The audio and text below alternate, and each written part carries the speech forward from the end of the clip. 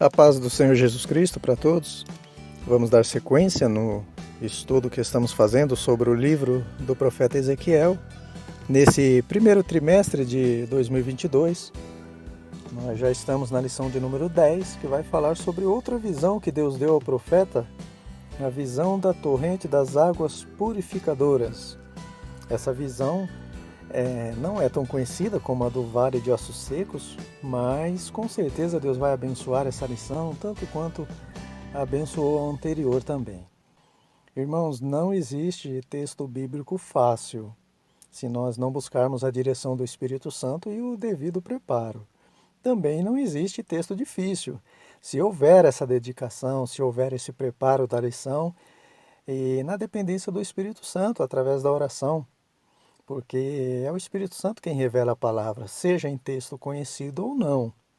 Às vezes a pessoa deixa para preparar uma lição na última hora, no último momento, afinal é um texto conhecido, eu vou tirar de letra. A pessoa pensa isso e se atrapalha todo na aula por falta de preparo, de oração. Outros, pelo fato da lição ser um tema difícil ou pouco conhecido, se esquivam da aula, passa para outro, diz que tem um compromisso e perde a oportunidade de aprender e ser usado por Deus. Então, meus irmãos, dediquem-se em suas pesquisas, esmerem-se no preparo da sua lição e orem para que Deus abra a porta da palavra, seja em um tema conhecido ou não. Paulo tinha muito conhecimento da lei, tinha a presença do Espírito Santo, mesmo assim ele pediu que a igreja de Colossos, e a igreja de Éfeso também, que eles orassem para que Deus abrisse a porta da palavra. E Deus abria. Se você gostar da lição de hoje, não se esqueça de deixar seu like, tá bom? Ele ajuda muito na divulgação do canal pelo YouTube. Também, se você não for inscrito, se inscreva e acione o sininho para que você fique ciente, quando nós postarmos as próximas lições. Tá bom? Deus abençoe a todos, tenham um ótimo estudo. O texto de referência para essa lição é o capítulo 47, versículos do 1 ao 3 desse livro de Ezequiel. Conforme falamos, parece complicado se você se deter apenas nesses 3 versículos, mas analisando o contexto fica mais claro, né? Ele fala de um rio de águas doces que sai do templo, e por onde esse rio passa, vai dando vida às árvores frutíferas, onde até as folhas servem como remédio, Vai dando vida aos peixes, a tudo que tiver pela frente. Por quê? Os irmãos já ouviram aquele louvor, Por onde o rio passar, tudo vai transformar, pois leva a vida do próprio Deus. Pois é, esse louvor é baseado nesse texto. Esse rio, ele leva a vida do próprio Deus. Por isso que ele vai dando vida por onde passa. E ele vai desbocar lá no mar, E transformar até a água salgada do mar em água doce. Um tipo de processo de saneamento, De retirada do sal da água, de purificação. Ou seja, enquanto o vale de Ossos Secos representava a morte, as torrentes de águas purificadoras representam a vida. Isso diz respeito à restauração espiritual de Israel. O tópico 1 diz que essa visão da água que jorra do templo se deu após a visão do Vale de Ossos Secos, E após a promessa de restauração do templo, terminando com a habitação da terra prometida junto ao santuário de Deus, aquelas pessoas que estavam exiladas lá na Babilônia. Então, é algo que primeiro deu vida aos ossos secos, ao povo, um avivamento espiritual que vai se cumprir sob a direção de Esdras, o sacerdote. Depois, a restauração do muro de Jerusalém através de Neemias e do templo por meio de Zorobabel. A restauração, irmãos, abrange tudo que foi destruído ali com a invasão de Nabucodonosor, o povo, os muros, o templo, a terra. Irmãos, não importa o estado catastrófico que você se encontra, ruína total e sem perspectiva de melhoras, seja qual for a área da vida, familiar, financeira, espiritual, por onde esse rio que brota, que tem seu leito no trono de Deus, por onde ele passar, tudo ele vai transformar, porque ele leva a vida do próprio Deus. Mas afinal, que rio é esse? Que fonte é essa de águas? O item 1.1 vai falar sobre isso, né? Vai dar continuidade. O povo de Israel tinha depositado toda a confiança no templo que o rei Salomão construiu, mas ficaram frustrados, né? Quando Nabucodonosor destruiu toda aquela magnificência, né? E isso foi uma decepção para o povo, porque tinha o templo de pedra tão significativo, mas meramente religioso. Centenas de anos depois, os discípulos de Jesus também estavam se deixando levar pelo mesmo erro. Ficaram admirados com a estrutura do templo e a resposta de Jesus foi que não ficará pedra sobre pedra que não haja de ser derrubada, né? Interessante que os discípulos tinham acabado de sair do templo, de ouvir os ensinamentos de Jesus e estavam se deixando levar também pela formosura da estrutura do templo, como aquela semente que foi semeada entre os espinhos, a sedução das riquezas, né, que impediu ela de dar frutos. A igreja de Sardes também estava acomodada, né, com uma falsa aparência de segurança, devido à cidade ser construída numa montanha de pedra e com uma muralha ao redor. Mas na primeira brecha que achou, o rei Ciro invadiu a cidade, saqueou, fez um estrago grande ali. Não só ele, mas a história diz que houve outros invasores de Sardes também, posteriormente. Irmãos, se o Senhor não guardar a cidade, em vão vigia a sentinela. O mundo pode até confiar em carros, cavalos, mas nós devemos fazer menção do nome do Senhor, né? Eleva os meus olhos para os montes, de onde me virá o socorro. O meu socorro vem do Senhor, que fez os céus e a terra, com todos os seus montes. Agora, voltando para o item, tanto o avivamento dos ossos secos, quanto a restauração do templo através da fonte de águas que saía debaixo do templo, diz respeito a Jesus, a palavra de Deus, o Verbo que se fez carne e habitou entre nós. Quem beber dessa água nunca mais terá sede, porque essa água vinda de Jesus fará naquele que a beber uma fonte a jorrar para a vida eterna. O item 1.2 fala sobre o percurso e a profundidade das águas. Conforme a água ia seguindo o seu curso, né, ela ia se aprofundando cada vez mais. Na visão, Ezequiel viu um homem fazendo a medição da profundidade do rio a cada 500 metros ou 1000 côvados, e a água batia numa determinada parte do corpo, né? Ela inicia batendo no tornozelo, depois no joelho, depois na cintura, até chegar num ponto que não dava mais para prosseguir, senão a nado. Interessante que essa visão ela é paralela à ilustração que Jesus passou para Nicodemos. O vento assopra onde quer e ouves a sua voz, mas não sabes de onde vem nem para onde vai. Assim é todo aquele que é nascido do Espírito. Em ambos os textos, né, diz respeito a uma dependência total ao Espírito Santo de Deus, tanto o vento que está levando, quanto as águas também, que a gente não consegue mais ter apoio com os nossos próprios pés. Então nós somos levados pelas águas, somos levados pelo vento. Irmãos, nós só vamos desfrutar plenamente das bênçãos de Deus quando deixarmos de ser guiados por nossos próprios passos e seguirmos sendo guiados totalmente pelo Espírito Santo de Deus. Quanto mais nos aprofundarmos na obediência à palavra de Deus, quanto mais nós nos aprofundarmos nesse rio de águas vivas, deixarmos ser guiados pelo Espírito Santo através da palavra, mais o Senhor vai nos abençoar. E Ele quer nos abençoar por completo. Ele quer aperfeiçoar a boa obra que começou em nós.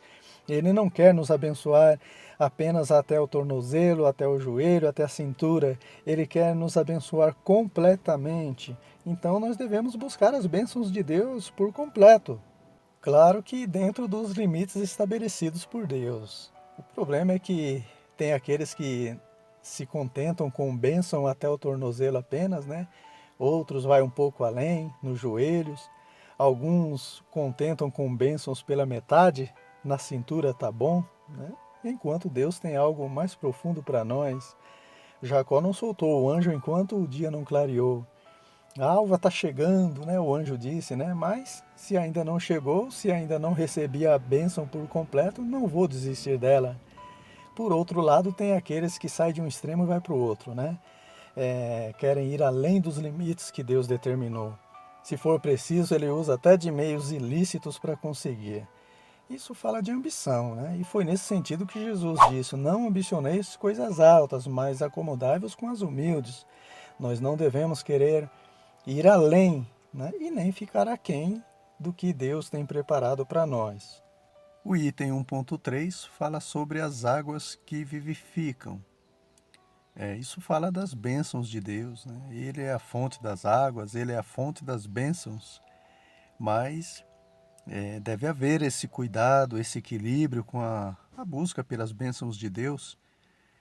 A água substancial, né, por exemplo, essa que bebemos, é uma das maiores bênçãos que Deus deixou à disposição de todos.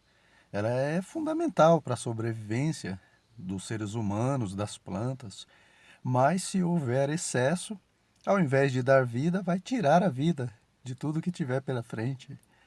E não há vida sem água, né? Mas não há vida também com água em excesso.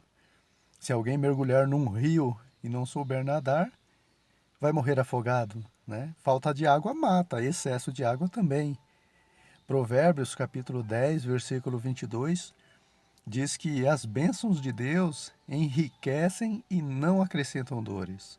As dores, quando surgem, são consequências da ambição, da busca desenfreada pelas bênçãos. Salomão, irmãos, disse que Deus determinou uma porção de bênçãos para cada um na face da terra. E nós devemos nos contentar com essa porção. Além da ambição sem controle, tem a desobediência também, como causa das bênçãos de Deus serem acompanhadas de dores. Por isso que o tópico 2 nos alerta ao fato de que nem todo o texto bíblico que menciona água está se referindo às bênçãos de Deus para seu povo.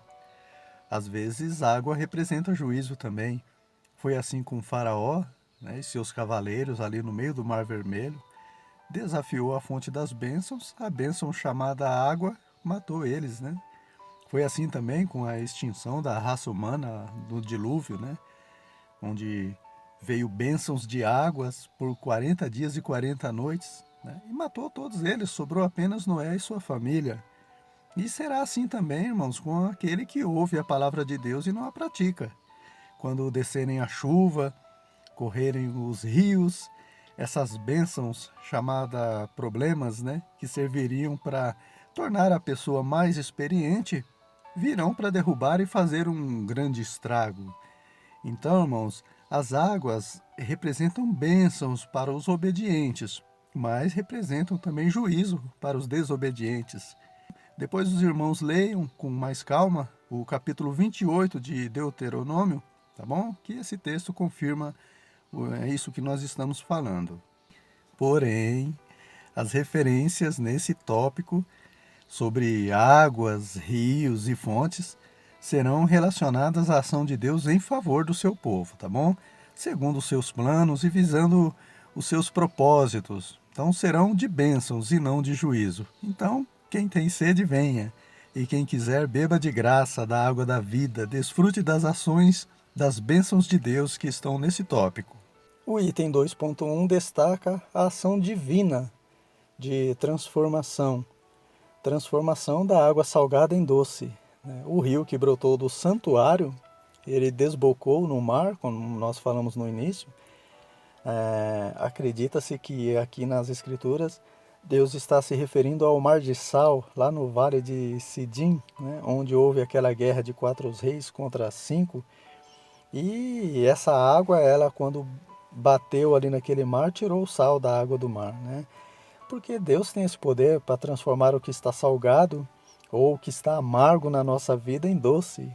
E Ele age da maneira que Ele quer também. Ele joga sal na água amarga para adoçar, como fez através do profeta Eliseu, está aí na referência, né?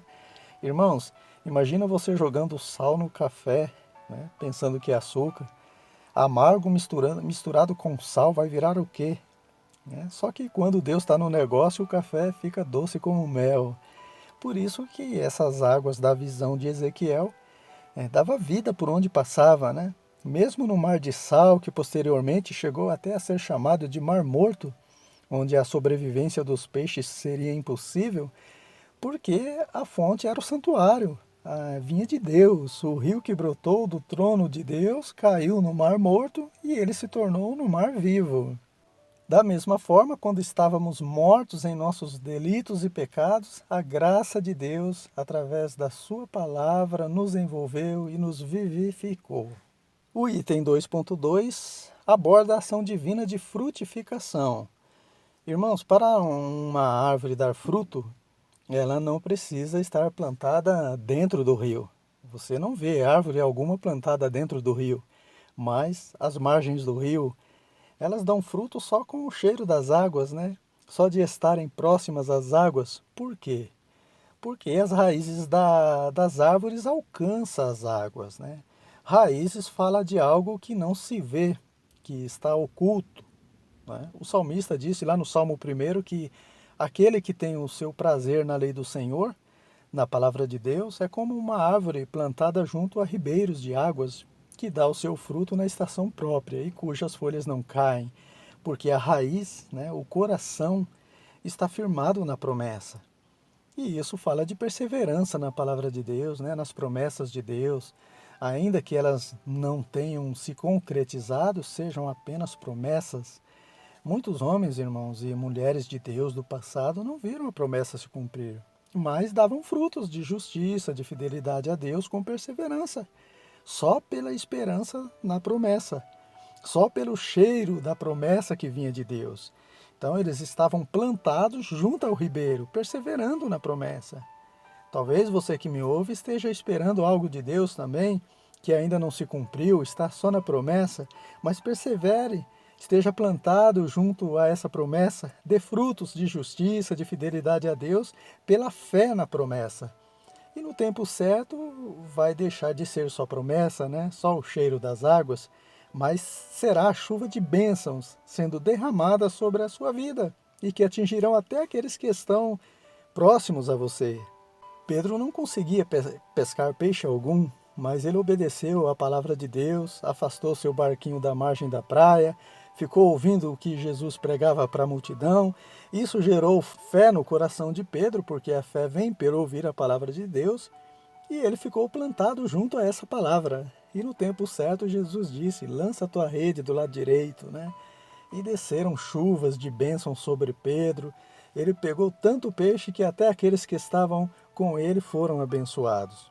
E foi essa promessa que Deus fez para suas ovelhas também, para o seu povo ali no cativeiro, não só a elas, mas a todos os lugares em redor, né? Farei descer chuva a seu tempo, chuvas de bênçãos serão, e as árvores do campo darão seu fruto. Está aí no capítulo 34, versículo 26 desse livro de Ezequiel. Irmãos, quando Paulo diz alegrai-vos na esperança, ele está se referindo a algo futuro, que ainda não se concretizou, mas que devemos nos alegrar na promessa, junto a esse ribeiro, porque no tempo certo vai se cumprir e veremos os frutos da justiça de Deus. Já o item 2.3 fala sobre a ação divina de sustentação. O que isso quer dizer?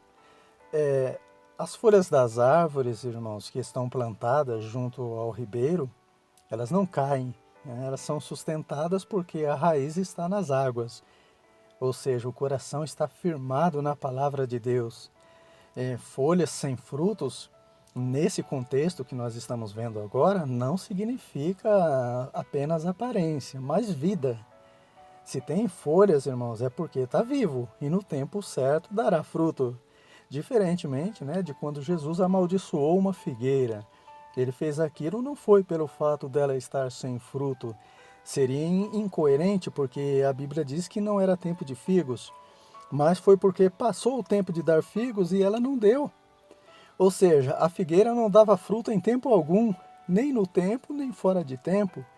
Aquela figueira, irmãos, ela representava na verdade os religiosos, né, que só tinham a aparência de santos, mas não produziam frutos em tempo algum. Já no caso dessa árvore plantada junto a ribeiros, tanto em Ezequiel quanto no Salmo 1, diz respeito a dar fruto na época mais importante, que é a estação própria. E qual que é a estação própria, irmãos? Aquela que é imprópria para frutos. Irmãos, não é contradição não, tá? Nem estou ficando louco também. Acontece que as coisas de Deus, elas são contrárias à natureza humana, né? Por isso que o homem natural não compreende as coisas que são do Espírito de Deus, porque é algo espiritual e não natural. Então só compreende aqueles que são espirituais mesmo. Jesus disse que nós somos a luz do mundo. Qual o melhor ambiente para a luz brilhar? No escuro, nas trevas. Quando tudo está claro, ninguém percebe o brilho da luz. Da mesma forma, a estação apropriada para o crente dar fruto é aquela que ninguém espera fruto de uma árvore. É quando tudo vai de mal a pior, onde muitas árvores perecem devido à escassez, à dificuldade que está passando. Então, essa é a estação própria, onde o fruto do crente será notório a todos, né? É na época imprópria. Dar fruto quando tudo vai bem é fácil. Até os ímpios fazem isso. Qualquer árvore dá fruto nessa época, né? Com exceção daquela figueira que Jesus amaldiçoou e que representava os religiosos da época. Inclusive por isso que Jesus disse que se as nossas justiças não excederem, não ultrapassarem a dos fariseus, dos religiosos, de maneira nenhuma entraremos no reino de Deus, irmãos. Por quê? Porque eles eram piores que os ímpios, né? Eles não davam fruto em tempo algum. O ímpio, pelo menos, dá algum fruto quando tudo vai bem. Tá sobrando mesmo, tô alegre mesmo, vou ser um boa praça, né? Então, irmãos, o tempo próprio do crente dar fruto é o impróprio aos olhos humanos, né? É quando tudo vai mal. Esse é o tempo próprio que o salmista se refere lá no Salmo 1. E só dá fruto nesse tempo aquele que está plantado junto ao ribeiro, né? Que tem sua raiz, seu coração firmado na palavra de Deus. Talvez ninguém perceba fruto nele, porque todas as árvores têm frutos. Mas quando nenhuma árvore dá fruto, o fruto do crente, daquela única árvore, será notório a todos, né? Então, meus irmãos, vamos dar fruto em todo o tempo, como Paulo disse para Timóteo, né, com relação à palavra de Deus, em tempo e fora de tempo. Ainda que ninguém perceba a luz do crente durante o dia, quando tudo vai bem, não custa deixar a luz acesa durante o dia também, né? A energia que acende essa lâmpada para os nossos pés e essa luz para o nosso caminho, ela é gratuita. A fonte é o dono da graça. Chegamos no tópico 3, onde o comentarista vai abordar outros textos bíblicos referentes a rios ou águas, né, usados em forma de metáforas também. Segundo ele, não é por falta de argumentos na visão da torrente de águas, né, que ele deixou esse assunto.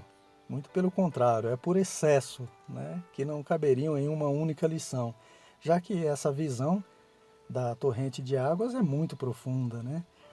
Que Deus possa então, né, como diz aí a referência no Salmo 119, versículo 18, desvendar os nossos olhos espirituais para que vejamos as maravilhas que há na palavra de Deus. O item 3.1, então, vai abordar outro texto bíblico que fala sobre água, né? Esse já é muito conhecido, diz respeito ao diálogo entre Jesus e uma mulher samaritana, onde Jesus se apresenta como a própria fonte da água da vida que satisfaz a sede da alma permanentemente, né, nesse mundo tão árido que vivemos. Essa mesma fonte das torrentes das águas, né, é a mesma de Ezequiel, porque toda a Bíblia, irmãos, de Gênesis a Apocalipse, está centralizada em Cristo. E quando Jesus disse para a mulher samaritana que quem beber da água que eu lhe der nunca mais terá sede, porque nele se fará uma fonte a jorrar para a vida eterna, ele está dizendo que sacia a sede da alma eternamente, para todo sempre, né?